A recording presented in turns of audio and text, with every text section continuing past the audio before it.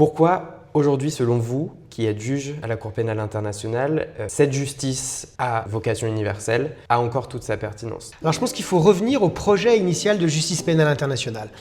Dès le début, on a su que ce ne serait pas facile.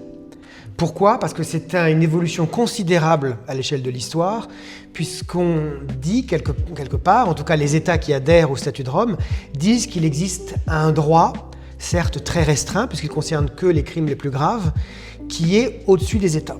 Par conséquent, forcément, ça provoque des tensions et ça provoque des critiques et puis des États qui ne veulent pas en faire partie. Il faut regarder, à mon avis, les choses sur le long terme. C'est un projet où il y aura forcément des moments de tension, où il y aura des États qui vont être très critiques vis-à-vis de la juridiction parce qu'elle ne servira pas forcément à leurs intérêts politiques du moment. Mais ce qu'il faut avoir en tête, c'est le temps long.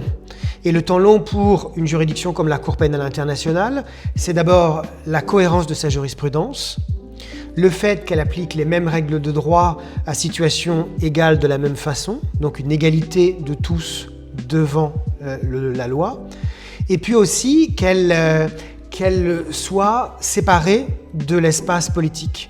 Alors oui, les décisions de la CPI, comme de la CIJ d'ailleurs, ont un impact sur la scène politico-diplomatique. Mais par contre, les décisions qui sont prises sont et doivent toujours être prises à partir de critères qui sont purement juridiques et factuels. Quand on est juge à la CPI, on applique du droit à des faits tels que présentés par les parties. C'est ça notre mission. Après, les critiques, il y en a eu et il y en aura toujours. Comment le rôle du juge essaye d'être imperméable aux atteintes à l'état de droit dans un contexte où vous êtes victime de sanctions, sans commenter cette question? Alors je pense qu'il faut d'abord voir les choses pas uniquement pour les juridictions internationales. On voit aujourd'hui que beaucoup de magistrats, que ce soit des juges, des procureurs, mais même aussi des avocats, sont attaqués pour leur métier. Alors soit ils sont menacés dans leur sécurité physique, soit ils sont critiqués sur les médias ou les réseaux sociaux, soit ils font l'objet, comme nous avons, nous à la CPI maintenant, de sanctions d'un pays, ou même de pouvoir de poursuites pénales d'un autre. En tout cas, nous voyons que c'est quelque chose qui dépasse la simple justice internationale. La façon dont nous, magistrats, devons réagir, c'est tout simplement de continuer à faire notre métier. C'est-à-dire, il ne faut pas changer sa perception de son travail, il faut, on va dire, keep calm and carry on, comme on dit sur les t-shirts. C'est-à-dire, en gros, il faut rester avec l'idée que non, on ne va pas rentrer dans l'arène politique, on ne va pas commencer à changer notre façon de faire, il faut garder ses règles de déontologie, son impartialité, et puis continuer à faire le métier qui est le nôtre. Finalement, c'est un peu comme l'élément stable dans la tempête qui est là pour défendre l'état de droit et ces valeurs qui nous permettent de vivre tous ensemble sur la scène internationale. Oui, je pense que ce que vous dites est tout à fait vrai. Mireille Delmas-Marty, dans l'un de ses derniers livres, Les quatre vents du monde, parlait justement de cette tempête avec toutes ces forces de la mondialisation. Elle a identifié, elle a créé le concept juridique de poteau noir. Et le poteau noir, c'est ce qui est au milieu de la tempête, et c'est là où c'est le calme.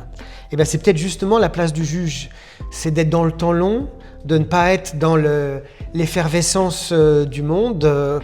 Notre temps, à nous, c'est pas le temps de la télé-réalité. Notre temps à nous, c'est le temps long, c'est le temps qui va rester probablement, et notre mission c'est de rester effectivement un peu peut-être comme un roc. En tout cas, on essaie de le faire.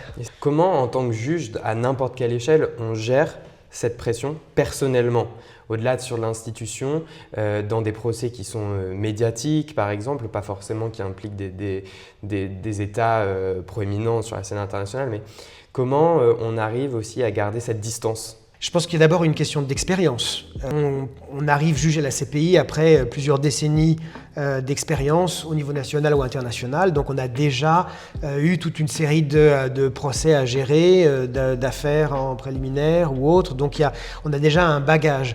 Ensuite, je pense qu'il faut se connaître, voir aussi quels sont les risques qu'on a, et puis arriver à prendre de la distance par rapport à son travail, au moins une fois de temps en temps, pour pouvoir justement éviter la tension.